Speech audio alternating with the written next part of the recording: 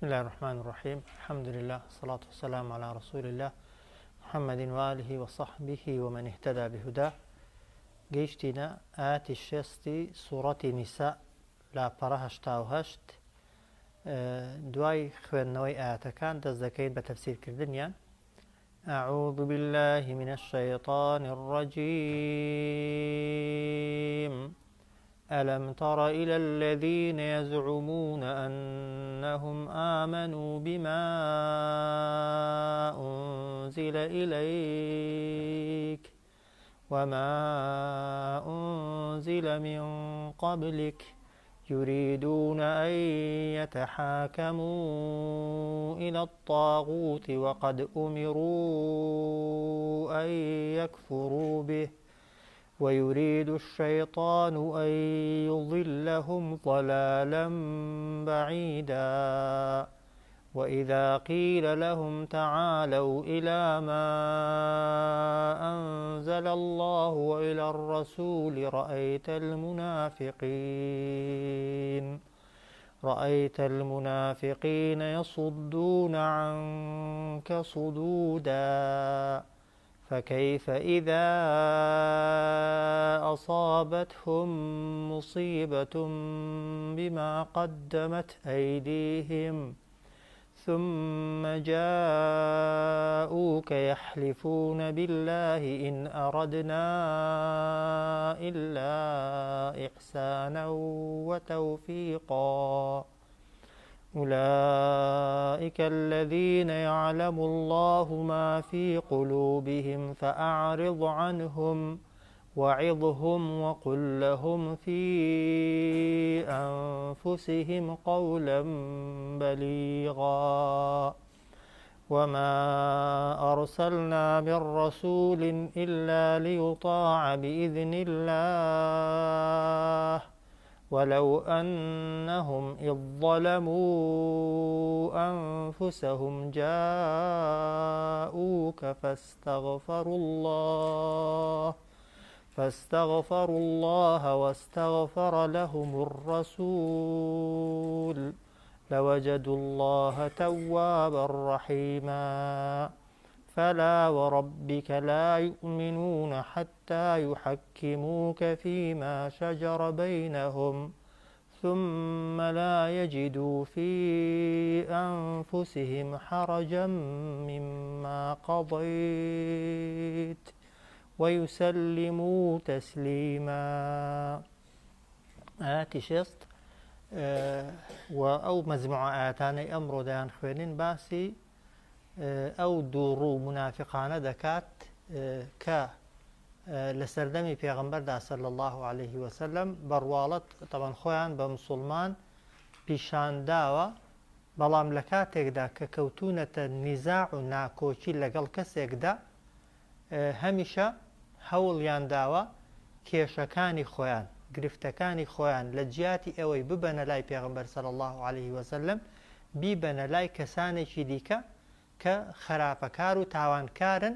بۆ چونکە هەمیشە تەبەن دوو ڕووەکان کە دەیانزانی ناحەقن، کە دەیانزانی لەسەر حەق نین،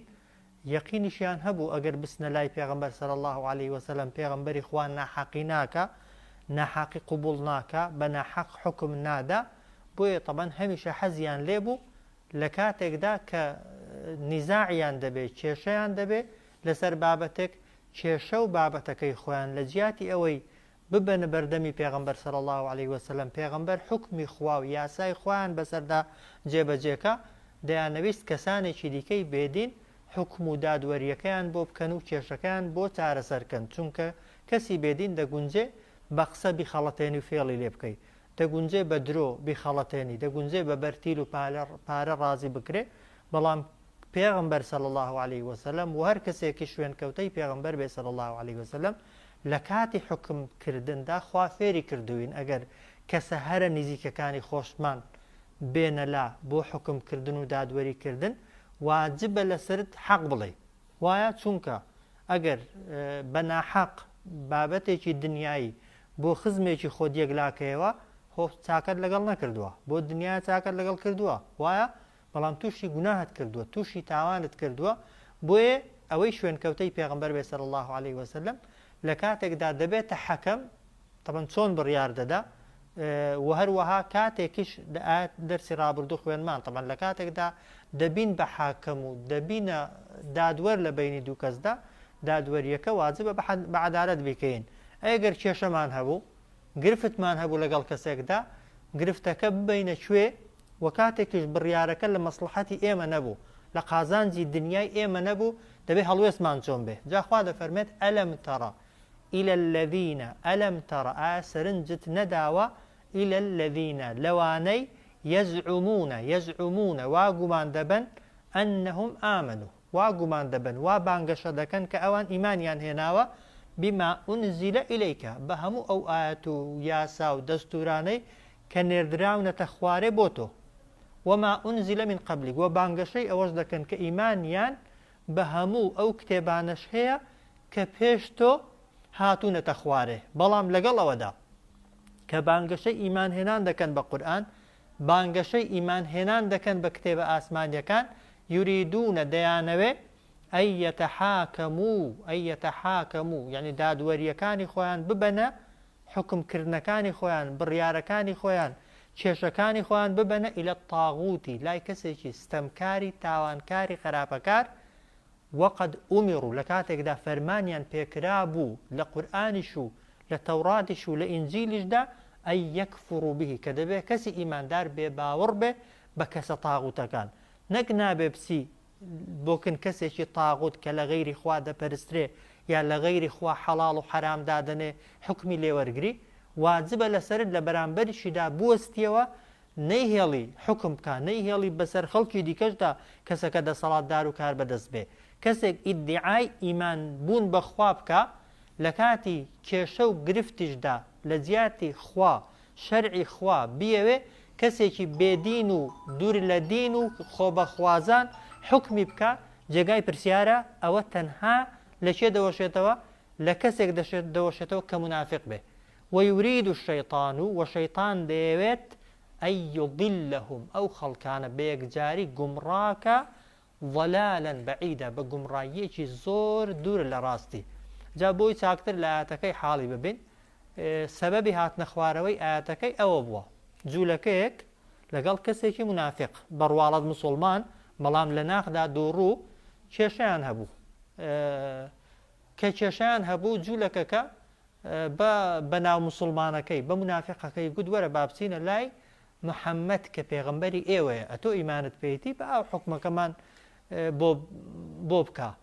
جوولەکەکە دەیزانی لەسەر حەق یەقینی بە قسەی خۆی هەبوو پارەی لەسەر کەسە منافقەکەی بوو منافقەکەش ئینکاری دەکرد جوولەکەکە یەقینی هەبوو کە پێغەمبەر صلی الله عليه وسلم حکمی ناحەق دەرناکە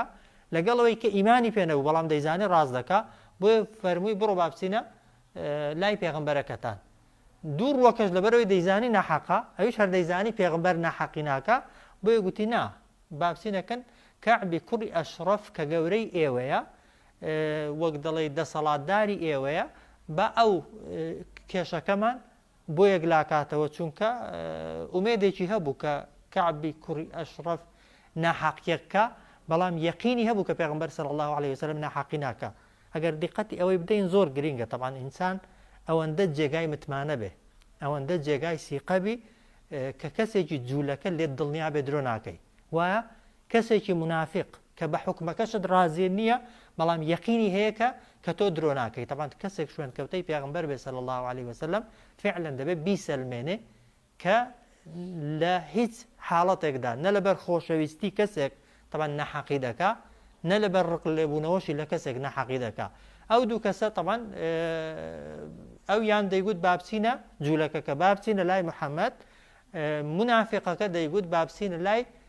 کەعبی کوڕی ئەشرەف کە تاغوتەکە ئەوە ئەوەی کە بانگەشەی خوایەتی و گوێڕایاڵ ینی بە قسەکردنی دەکرد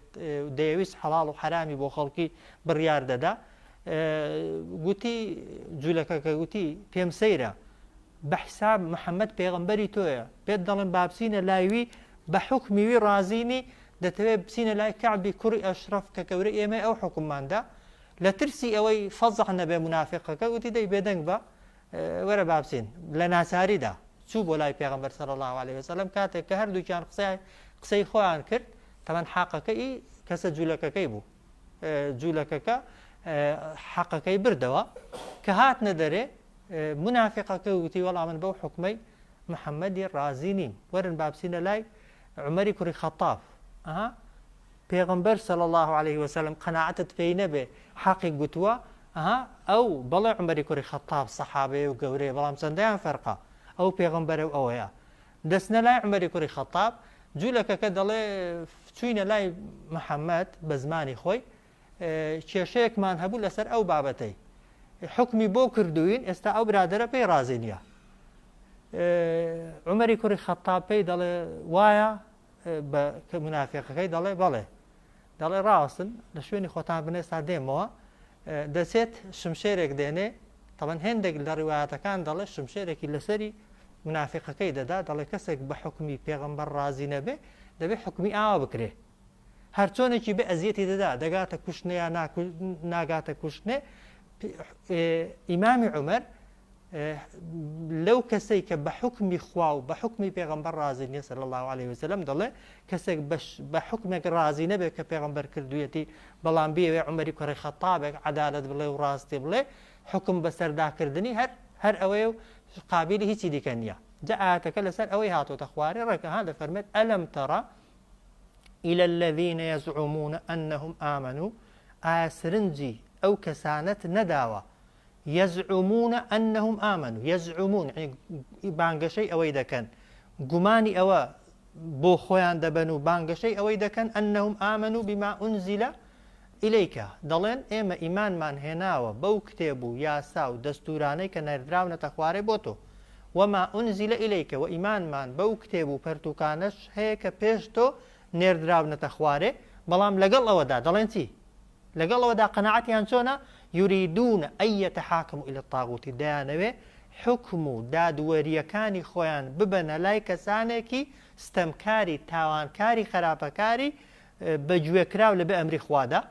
وقد ئومروا ئەن یەکفڕوا به لە کاتێکدا فەرمانیان پێکرابوو لە کتێبە ئاسمانیەکاندا کە بەو تاغوتانە کافر بن دەبێت لە بەرامبەریدا بوەستی باوەڕت پێی نەبێت لە ناوی ببەی نەکچی بیکەیە قازی و حاکمی خۆت ويريد الشيطان أن يضلهم وشيطان دەیەوێت گومڕایان بکە بە گومڕاکردنێکی زۆر دوور لە ڕاستی جا ئاگامان لێ بێت طبعا ئەوەی لەو ئاەتە فێری دەبین ئەوەیە کە ئینسان کاتێک لەگەڵ کەسێک نیزاعی دەبێ وایە نابێ بەڕاستی پێشتر قەراری دابێ ئەگەر بزانێ دەیباتەوە لە مەسلحەتێتی لە بەرژەوەندیەتی بە حکمی خوا و بە فتوای شەرعی و بە فتوای عالم و زانایەک رازی بێ بەڵام ئەگەر زانی نایباتەوە رازی نەبێ ناکرێ لەگەڵ کەسێک نیزاعەت هەیە بە نمونە ئەگەر بزانی بچیە مەحکەمەی دەیدۆڕێنی ناچی بەڵام ئەگەر بزانی دەیبێەوە دەچی لیژنەی فتوا بە نمونە ئەگەر بزانی لە مەسلحەتی تۆ قسان دەکەن دەچی بەڵام ئەگەر زانی لە زەرەرتە طبعا ئەو پەڕی بێدینیە وصفەتی ئینسانی منافقە ئینسان بیەوێ یان نەیەوێ چونکە مەسلحەتی ئینسانی لە جێبەجێکردنی شەرعی خوای گەورەدایە با لە ڕووی دنیایشەوە زەرێرێکت کردبێ بەڵام ئەتۆک مادام بە حکمی خوا رازی بە شەریعەتی خوا رازی بە فتوای خوا و فتوای پێغەمبەر رازی صلی الله عليه وسلم یعنی تۆ براوەی ئەگەر فەرزەن بڕیارەکەشت لە دژ بدرێ و ئەگەریش بە زوڵم بڕیارەکەت بەسەردا جێبەجێ بکرێ پاشان دەفەرمێ وإذا قيل لهم کاتێک کە دەگوترا پێیان تعالوا وەرن إلى ما أنزل الله وإلى الرسول با بچین حکم بکەین بەو قورئانەی کە نێردراوەتە خوارێ وإلى الرسول و با بچین بۆ لای پێغەمبەر صلی الله عليه وسلم حکممان بکە رأيت المنافقين دەتبینی دۆڕووەکان چ دەکەن يصدون عنك ڕووەردەجێڕن لە تۆ پشت لە تۆ دەکەن بەلای تۆدا نایەن سودودا بە ئەو پەڕی پشتکردن و بە ئەو پەڕی پشت هەڵکردن و دوورکەوتنەوە ئەوە سیفەتی ئینسانی دووڕوو منافقە ئێستا زۆر کەس کە نیزاعی هەیە و کێشەی هەیە پێی دەگوترێ وەرن با بچینە لیژنەی فتوا بە نمونە با بچین حکمی شەرعی بزانین چۆنە دەڵێ بە شەرع نایکەم بە شەرع نایکەم یعنی بە شەرع رازی نیمە طبعا زۆر خەتەرە تەنها بۆ بردنەوەی ئیمانت بە شەرع بێ دوا دەیگەینێ طبعا هەڕەشەی زۆر گەورەی لەسەرە ئەوە سیفەتی ئینسانی دووڕوو منافقە تەنها لە بردنەوەدا لەگەڵ بی وإذا قيل لهم تعالوا کاتێک کە دەگوترا پێیان وەرن إلى ما أنزل الله وإلى الرسول بابچین بۆ لای ئەو کتێبەی کە خوا ناردوێتی ئەو بڕیارمان بەسەردا دەرکا وإلى الرسول بابچین بۆ لای پێغەمبەر صلى الله عليه وسلم بڕیارمان بەسەردا بدا رأيت المنافقين دەدبینی دووڕواکان يصدون عن پشت هەڵدەکەن ڕوو وەردەگێڕن عنك لە تۆ دوور دەکەونەوە سودوودە بە ئەو پەڕی دوورکەوتنەوە و پشتێکردن جاخوا دەفەرمێت فكيف إذا أصابتهم فكيف يعني دەبێت چۆن بێت حاڵی ئەو کەسانە إذا أصابتهم مصيبة کاتێک کە تووشیان دەبێت مصیبەت و بەڵایەک بما قدمت أيديهم بەهۆی ئەو کار و کردەوە خراپانەی کە کردویانە واضحە يعني سەرنجامی ئەو کەسانەی کە ئەوە حاڵیانە کە ئەوە وەزعیانە کە بە شەرع و دینی خوا رازینین بەو حکمە رازینین کە لە قورئاندا هەیە یا پێغەمبەر صلی الله عليه وسلم دەری کردووە کە پێغەمبەر ئێستا نەماوە معلومە یعنی قورئان سنەتی پێغەمبەر صلی الله عليه وسلم کەسێک بەو حکمانە رازی نییە کە لە قورئاندا هەنا بەو حکمانە رازی نییە کە پێغەمبەر صلی الله عليه وسلم دەری کردوون یا لە فەرمودەکانی پێغەمبەردا هەن صلی الله عليه وسلم کاتێک تووشی مصیبەت و بەڵایەک دەبێ کە مەبەستی مردنە کاتێک دەمرێت و لە ناو دەچێت و دەگاتە ژیانی ئەو دیوی قەبر دەبێ حاڵی چۆن بێت و چاوەڕێی چی بکە لە دنیادا بەخوا رازی نەبووبی پێدوا بێ دینی خوا عەدالەتی تێدا نییە بە پێغەمبەر رازی نەبووبی پێدوا بێ پێغەمبەر ناحەقی کردووە لە قیامەتێ چ چاوەڕوانیەکت هەیە لە پێغەمبەر صلی الله عليه وسلم بە ئومەتی خۆی بزانێ یا شەفاعەتت بۆ بکە یا بەرگریەکت لێ بکە فكيف دەبێت چۆن بێ ئەوە ئیستیفهامی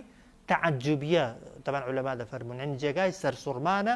جێگای سەرسامیە دەبێ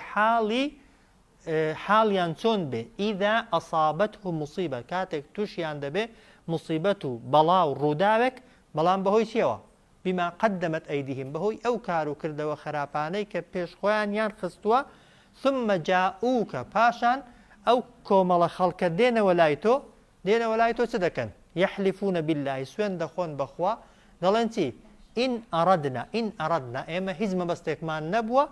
إلا إحسانە تەنها مەبەستمان چاکەکاری بووە کە گوتومانە با بچینە لای فڵان کەسە لە زیاتی لای محەممەدی جا بیانویان دێنانەوە جاری وهابوو دەیانگوت نەمانویستوە تۆ ئەزیەت دەین یا یعنی دەیانگوت ئەو کەسێک کە نیزاعمان لەگەڵی هەبوو جوولەکە بوو دەمانگوت بۆی ئەو قەناعەتکە بۆیە لەبەرڵی وامان گوتووە عوزری نابەجێیان دێنانەوە دەیانگوت إن أردنا ئێمە هیچ مەبەستێکمان نەبووە إلا الحسنى إلا إحسانا تەنها ئەو پەڕی چاکەکاری نەبێ وتەوفیقە تەنها مەبەستمان ئەو بووە بەیەکەوە ڕێککەوین لەگەڵ ئەو کەسەی کە نیزاعمان لەگەڵی هەیە بەڵام خوای گەورە دەزانێت ئێستا ئاەتەکەی دیکە فكيف إذا أصابتهم دەبێ حاڵی ئەو کەسانە چۆن بێ کاتێک تووشیان دەبێ مصیبەتێک بما قدمت أيديهم بەهۆی ئەو کار و کردەوە خراپانەی کە کردویانە ثم جاءوك پاشان دێنە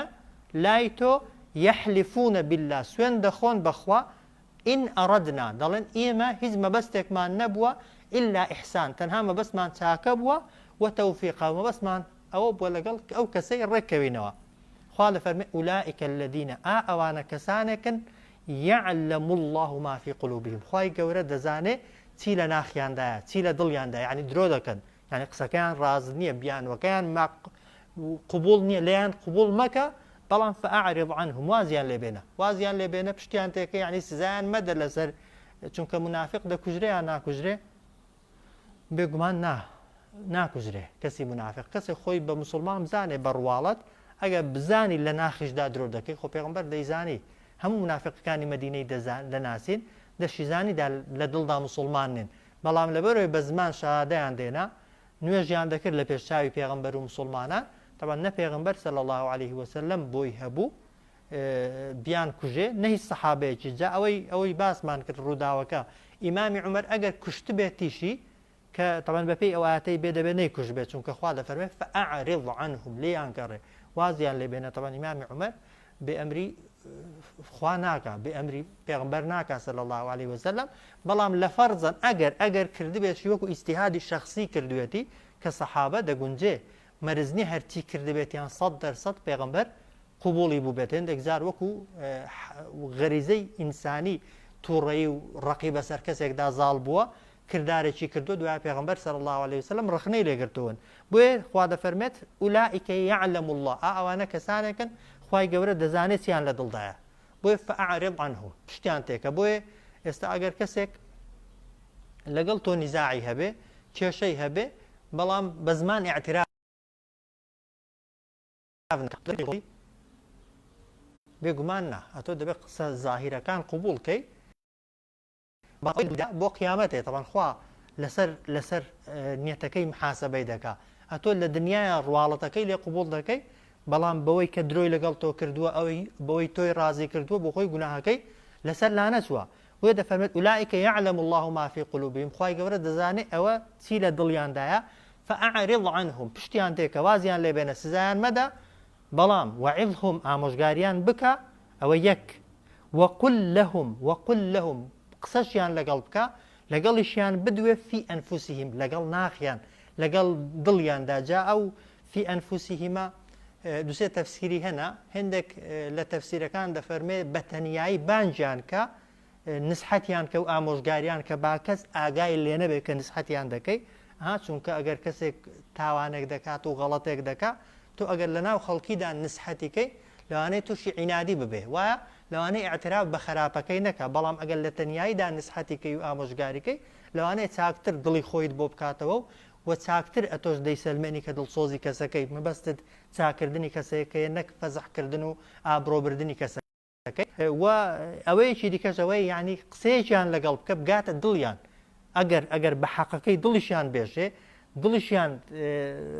ئەوە بێ ناحەقیان یعنی حەقیان هەر پێ بڵێ لەگەڵ دڵیاندا قسە بکە شتێک بڵێ بگاتە دڵیان ئەو جار قەولەن بەلیغا قسەیەکی بێ پێسوپەناشیان لەگەڵدا بکە بۆیە منجە منجو مینگە من ئەوە گنەگنکردن لە کاتێکدا پرسیارت لێ دەکرێت زۆر هەڵەیە ها جاری وا هەیە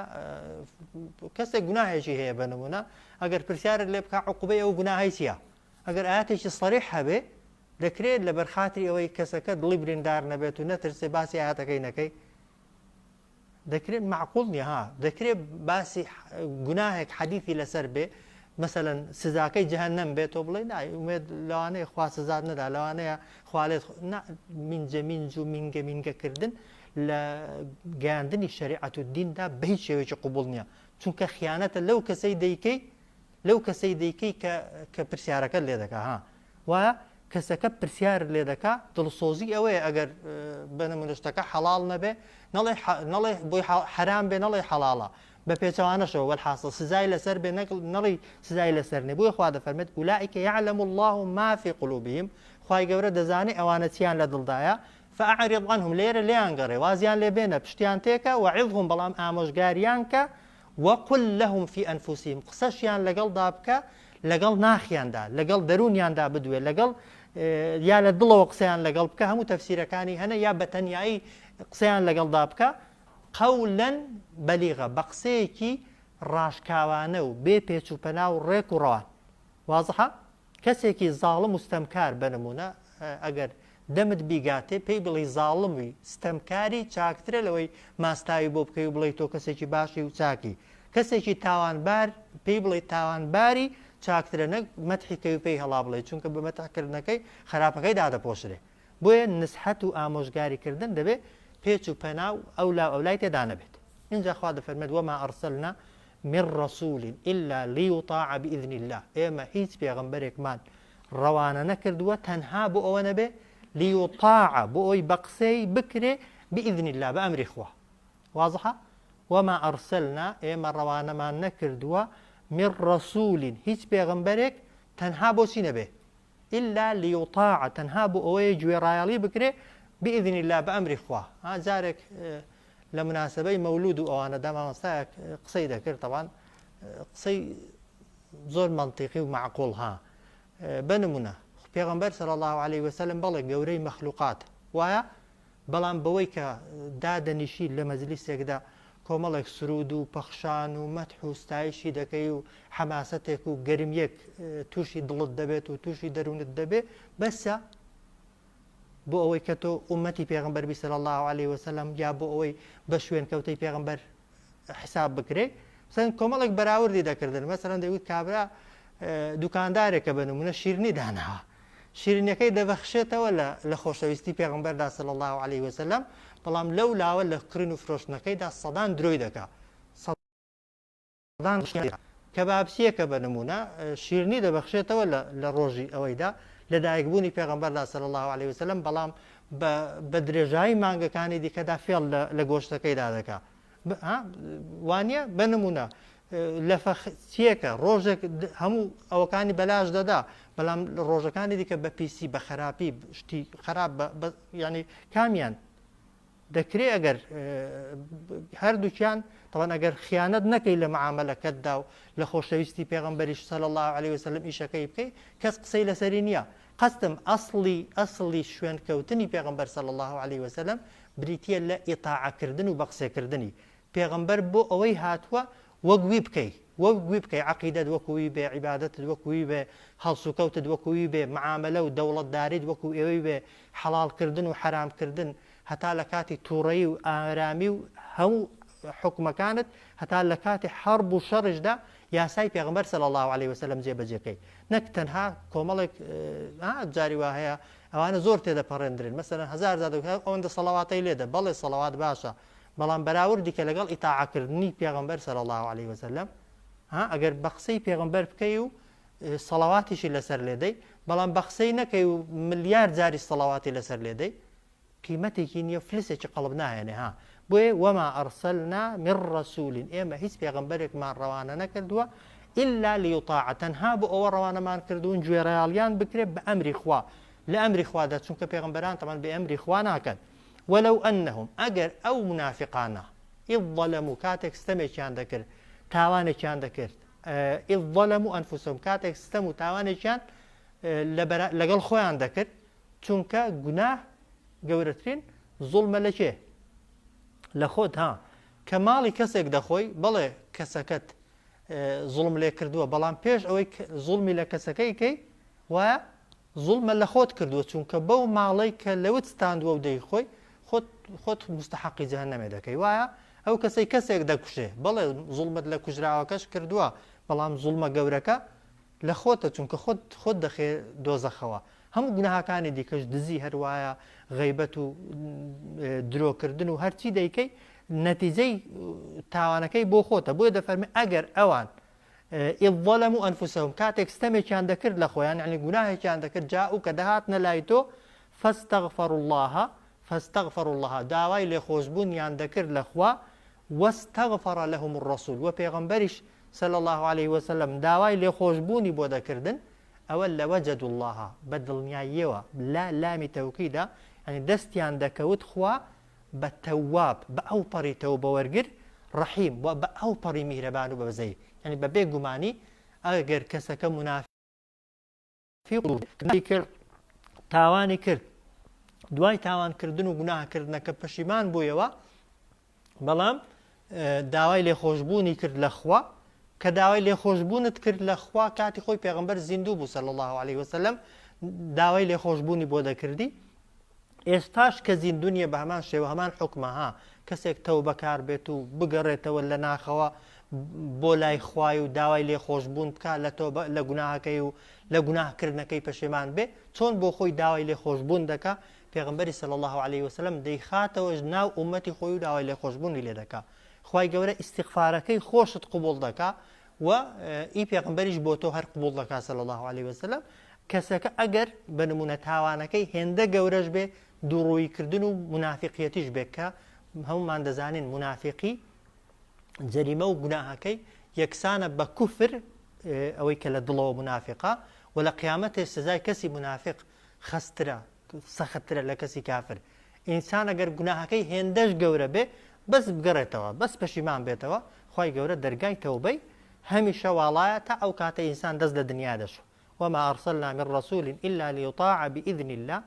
ڕەوانەمان نەکردووە هیچ پێغەمبەرێک تەنها بۆ ئەوە نەبێت کە گوێڕایاڵی بکرێ بە ئەمری خوا ولو أنهم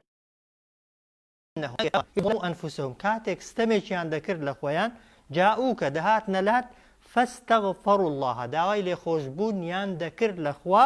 واستغفر لهم الرسول و داوای لێخۆشبوونیشی بۆ دەکردن پێغەمبەر صلی الله عليه وسلم لوجد الله دەیان دۆزیەوە خوایان دەست دەکەوت بە تەواب ئەو پەڕی تەوبە وەرگر چەند جار باسمان کردووە ئەگەر پڕاو پڕ بە زەوی و ئاسمان گوناهت هەبن تەنها تەوبە بکەی تەنها لە دڵەوە پەشیمان بی خوا نەک هەر لێت خۆش دەبێ هەرچی خراپەشە کردوتە ڕێک بۆت دەگۆڕێ بە چاکە تەبان ئەو پەڕی میهرەبانیە بەڕاستی ئینسان زۆر قایم و دڵڕەقت ئەوەکەی وەجگە لە ئەوەی کە تەوبەکەت لێ قوبوڵ دەکات و لەسەر گوناهەکەی سزاد نادا ڕەحیم بەزەیشی پێدادێتەوە ها چاکەکانت بۆ دەکاتە خراپەکانت بۆ دەکاتە چاکە دەشتخاتە بە هەشتێک بە فەضلی خۆی فەلا وەڕەبیکە ئاخر ئاەت و لەو لاپەڕەیەی وە سوێندێکە خوا خواردوێتی فەلا وەڕەبیک سوێن بە پەروەردگارت سوێن بە خوای تۆ ئەی محەممەد صلی الله عليه وسلم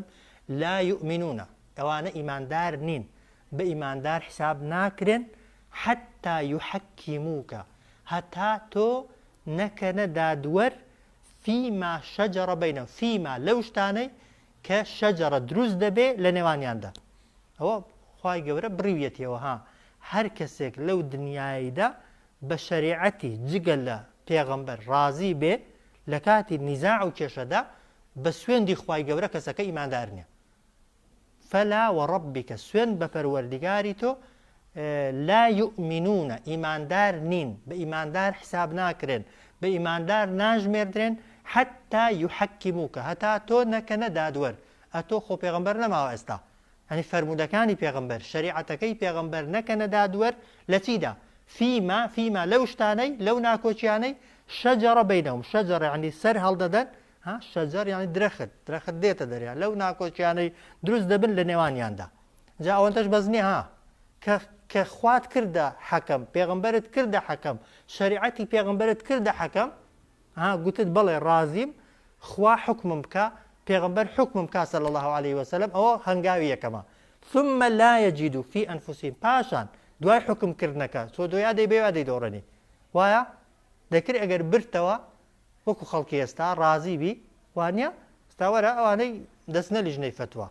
وەرە ئەوەی دێتە دەرێ کە بردبێتەوە خۆشحاڵە بڕۆ لی بپرسە ئەرە لیژنەی فتووا چۆنە بەس بەتحیانەکە و پێیان هەڵا دەڵێ وایە بچێتە لای مەلایەکی لە مەسلحەتی وێ قسانکە ئەو مەلای زۆر چاکە ئەیگە عەکس بوو بێگومان تەبەن زەمی دەکا بەڵام بێگومان ئەوە بە ئیماندار حساب نییە دەفەرمێت ثم لا يجدوا پاشان ناشی دۆزێتەوە ئەگەر بگەڕێ لە ناو دڵی خۆیدا نادۆزێتەوە حەرەجەن هیچ پێ ناخۆشیەک ئەو هەنگاوی دووهەمە یعنی یەکەم جار دەبێت بڕیار دەی خوا و پێغەمبەر حکم بکەن لە کێشەکەمدا ئەو جار کە حکم کرا برتەوە یانت بردەوە ها ئینسان دەزانێ بۆ خۆی ببێەوە یانەی بێەوە قازانجت بێ لە ڕووی دنیاییەوە یا زەرەرت بێ لە ناو دڵتدا هیچ پێ ناخۆشیەک نەبێ هیچ پێت وەکو یەک بێ ببێەوە یا بدۆڕێنی چونکە بە قسەی خوات کردووە یەقینت هەیە ئەگەر لە دنیادا شتەکە نەدرابێ بە تۆش لە قیامەتە قازانجت کردووە ئەوە قەناعەتت بوو ئەو جار ثم لا يجد في أنفسهم حرجا پاشان نادۆزێتەوە لە ناو دڵیدا هیچ پێ ناخۆشیێک مما قەضەیتە لەو بڕیارەی کە داوتە ئەوەس دوو هەنگاوی سێهەم وەیوسەلیمو یەکسەر خۆشی بەدەستەوە دەدا بۆ حکمەکە بۆ بڕیارەکە تەسلیمە بە ئەو پەڕی خۆ بەدەستەوەدا وازحە ڕێک ئێستا بهێنە پێشاوی خۆت تاقیکەوە لەگەڵ کەسێک کێشت هەیە قەرارت داوە بچیە لای کەسێک کە لە شەرعی خوا ڕازیە ئەوە هەنگاوی یەکەم وازحە هەنگاوی دووهەم بڕیارت وایە بی بێەوە یانەی بێەوە ڕازی بی لە دڵەوە پێت ناخۆش نەبێ ئەوە دوو هەنگاوی سێم یەکسەر جێبەجێکە ئەگەر دۆڕاندت یەکسەر ماڵەکەی تەسلیم بە کەسەکەی کەەوە ڕەخ نەمەگرا ئەوە بزانە ئیمانداری هەر کامێک لەوانت تێدا نەبوو مەنمونە ڕازی نەبێ بڵێ ناسمە لیژنەی فتووا چونکە دەزانم دەیدۆڕێنم ناسمە مەحکەمەی لەبەرەوەی لە مەسلحەتم نییە ئەوە هەر لە هەنگاوی یەکەمدا دۆڕای هەنگاوی دووهەم دەڵێ دەچم بەڵام ئەگەر لە مەسلحەتی من قسەیان کرد قوبوڵم دەبێ ئەگەر لە مەسلحەتی من قسەیان نەکرد کاردانەوەم دەبێ ئەوە یعنی ئەوە خەلەلی دووهەم تەمان ئیمانەکەت خەلەلێکی دیکەی تێدا دوای هەڵت وەشاندەوە ڕازی نەبووی بێگومان ئەوە هیچ سیفەت و تایبەتمەندیەکی ئیمانداری لەو کەسەیدا نیە سەدان کەس ئێستا هەیە بۆ خۆم کابرا کێشەی هەیە لەگەڵ کەسێک دێ پێشتر پرسیار دەکارێ مامەسا لەگەڵ فڵان کەسی کێشەم هەیە بسمە لیژنەی فتووا حاڵەکە ئاوا دەی بەمەوە یا نای بەمەوە بۆ دەڵێ وەڵا ئەگەر بی بەمەوە دەچم ئەگەر بزانم نای بەمەوە دەچم سوڵحی لەگەڵ دەکەم سوڵح وەگەوەی زەرەر لە نیوەی بگەڕێتەوە قازانجێتی یان لە مەحکەمەی کابرا پێشەوەی بچێت دەچێت لە مەحامێکی دەپرسێ لە مەحامێکی دەپرسێ ئەرێ ئەوە نیزاعەکەمە دەی بەمەوە یا نای بەمەوە یا معاملەی دەکات لەگەڵی ئەگەر ئەوە کێشەکەم بۆ ببێەوە بە نمونە ئەوەندە وەرە قەت زیاتر دەدەمێ وایە ئەوانە بێدینین ئاگامان لێ بێ ئەوانە ڕازی نەبوونن بە شەرع و دینی خوای گەورە چونکە ئاگاتان لێ بێ ئێستا بە نمونە ئەو قورئانە ئەگەر ئیمن بێ وایە ئیمنە بە نمونە دەزانم لەکوێ کڕیومە بە نمونە بە چەندی کڕیومە وایە ئەگەر کەسێک داوای بکا بڵێ ئەوە ئیمنە بچینە محکەمەی ئەو دوو شاهیدی هەبن و ئەمن شاهیدم نەبێ دەبێتە هیچێ دەبێتە ئەو کەسێک کە درۆی کردوویان شاهدی بە درۆی بۆ دراوە لە دنیا دەبێتە ئیوی بەڵام کە بوو بە ئیوی ئایا بۆی حەڵال دەبێ بێگومان حەڵال نابێ ئاگاتان لێ بێ بۆیە ئەوە یەک ئاگامان لێ بێ ئەو جار ئەگەر بە نمونە ئەمن دۆڕاندم بەڵێ لە ڕووی دنیاییدا کتێبەکەم لە قیستووە وایە بەڵام بۆ قیامەتی قازانجم کردووە یا زەرەرم کردووە طبعا ئەگەر ڕازی نەبم کتێبەکەس ڕۆیشتووە دینەکەشم ڕۆیشتووە وایە ئەگەر ڕازی بم کتێبەکە چووە بۆی بە نمونە ماڵە دنیایەکە چووە بۆی بەڵام لە قیامەتی خوای گەورە تۆڵەم بۆ دەکاتەوە خۆ چاکەکانی وین بۆ دێنێ گوناهەکانی من دەدا بەوی هەر چۆنێکی بە هەر قازانجم کردووە بۆیە قازانج ئەوەی ئینسان بە شەرعی خوای گەورە و بە نینی خوای گەورە ڕازی بێت بۆیە ئاەتەکە زۆر واضحە فەلا وەڕەبیک لا حەدیثیشمان هەیە پێغەمبەر دەفەرمێ صلی الله عليه وسلم ئەگەر دوو کەس کێشەتان هەبوو کێشەکەتان هێنایە لای من هێندێک جار یەکێکتان لە یەکێکی دیکە قسەزانترە لەوانەیە حەقی ئەو کەسێک کە قسەزانترە بیدەم بە کەسێکی کە قسەی نازانێ وایە دەفەرمێ ئەگەر شتێکم پێدان و حەق نەبوو وەری مەگرا چونکە ئەوانەی نیزاعیان هەیە بۆ خۆیان دەزانن وایە کە محکەمەش بداتێ ئەگەر زانی دیتۆنیا ئەسڵ هەیە نەتەوێ چونکە بۆت حەڵال نابێ بەڵێ لە ڕووی دنیاییەوە بە قانونی دەبێتە ئیتۆ لە لیژنەی فتوا دایان بە تۆ لە ڕووی دنیایەوە بە ئیتۆ حیسابە بەڵام ئەگەر لە حەقیقەتدا ئیتۆ نەبوو بۆی پێغەمبەر دەفەرمێت لەو حاڵەتەدا وەری مەگرن چونکە وەکو ئەوی وە ئاگرم بۆ بڕیاردابن قەراری ئاگرم بۆ دابن بۆیە مامۆستایەک قسەیەکی زۆر جوانی دەکرد دەیگوت هەموو جار کە دوو کەس دەهاتن بۆ پرسیارێکم لێ بکەن دەیگوت ئەوە دۆستێکم بۆ دروست بوو دوژمنێک ئەوەی پێشتر باسم کرد ئەوی دەیبردەوە دەبوو بە برادرم ئەوەی کە دەیدۆڕان دەبوو بە دوژمنم ئەوە لە حەقیقەتدا بێدینیە و عکسی ئەو ئاەتەشە ئاەتەکە دەفەرمێت سوێن بە پەروەردیگاری تۆ ئەی محەممەد صلی الله عليه وسلم بە ئیماندار حیساب ناکرێت هەتا یحەکیموکە تۆ نەکەنە دادوەر فیما شەجەرە لەو شتانەی دروست دەبێت لە نێوانیاندا ثم لا يجد في أنفسهم حرج پاشان لە دڵیاندا هیچ پێناخۆشیەک نییە مما قەضەیتە لەو بڕیارەی کە داوتە ويسلم تسلیمە و خۆش بەدەستەوە دەدەن بە ئەو پەڕی خۆ بەدەستەوەدان چونکە ئینسان جاری وایە حەقیشی پێیە بەڵام دیفاعی پێ لە خۆی ناکرێ وایە هەندێک کەس هێن حەقیشی نییە بەڵام درۆیان دەکا خۆکە درۆی کرد کابرا قازی چ بکە وایە قازی حکم بە ظاهر دەکا لیژنەی فتوا چی بکە لیژنەی فتوا بزانێ حەقیقەتەکە چۆنە بۆ خۆی نابێتە ڕەو بێ دەبێت گوێ لە کەسەکان بگرێ ظاهری قسەی کەسەکان چۆن بوو ئەو ئاوا قەرار دەدا بەڵام ئینسانەکە بۆ خۆی ئەگەر قیامەتی خۆی بوێ دەبێ حەقی خەڵکی نەوێ ئەگەر سەیرەکەینەوە ئەلەم تەڕە ئایا سەرنجت نەداوە ئیلە الەذینە لەوانەی یەزعومون وا گومان دەبن ئەنەهم بێگومان ئەوان ئامن و باوەڕیان هێناوە بیما ئونزیلە ئیلەیکە بەو کتێبەی نێردراوەتە خوار بۆ تۆ وما ئونزیلە و بەوەی نێردراوەتە خوارێ من قبلیکە لە پێش تۆدا یوریدونە دەیانەوێ ئەن یەتەحاکەموو دادوەری بکەن دادوەریەکانیان ببەن ئیلە تاغوتی بۆ لای کەسە ستەمکارەکان وەقەد ئومیڕوو بێگومان فەرمانیان پێکرا بوو ئەن یەکفڕوو بێباوەڕ ببن بیهی بە ستەمکارەکان وەیورید الشەیطان دەیەوێ شەیطان ئەن یوضلهم گومڕایان بکە ضەلالەن بەعیدە گومڕاییەکی دوور وإذا كاتك قيل لهم قترا بيان تعالى ورن إلى ما أنزل الله إلى ما أنزل الله بولاي أو كتبي كخوان أردويتي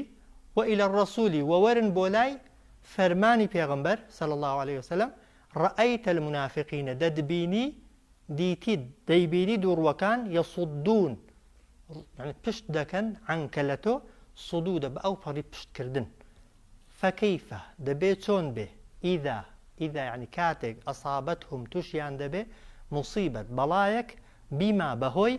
قدمت أيديهم أوي بيشيان خستوا بيش دستي خوان خستوا ثم باشان جاءوك دين لايتو يحلفون سوين دخون بالله بخوا دلنسي إن أردنا هيز ما بستك ما نبوة إلا إحسانا تنها تاكو وتوفيق ريك كوتن أولئك آوانا الذين كسانكن يعلم الله خواد زاني ما في قلوبهم سيل ضليان دايا فأعرض عنهم تشتيان تيبكا وعظهم آموشقاريان بك وقل لهم قسيان لقل دابك في أنفسهم بتنياي يا لقل ناخيان بدوي هردو أوكا قولا بقسيكي بليغ يعني روان بيبيتشو بنا وما أرسلنا روانا ما نكردوا من رسول هيس بيغمبرك إلا تنها ليطاع بو أو نبك بقسي بكري بإذن الله بأمر إخوة ولو أجر أنهم أوان إذ ظلموا كاتك استمجيان ذكر أنفسهم لخويان جاءوك دهات نلات فاستغفروا الله داواي لخوش بونيان ذكرت لخوا واستغفر لهم الرسول وداواي لخوش بونيشي بو ذكردن پیغمبر صلى الله عليه وسلم لوجد الله خوان دوزيوا بتواب ورقري توبو رحم مهربان فلا وربك سوين بپروردگارت لا يؤمنون إيمان دار نين حتى يحكموك حتى تونك ندادور فيما لوشتاني شجرة دروز دبي سر هلددا بينهم لنوان ياندا ثم باشان لا يجدوا نايدوزنوا في أنفسهم لناو درون ياندا حرجا بيناخوشي مما قضيت لو برياري داوتا ويسلم خوشيان بدست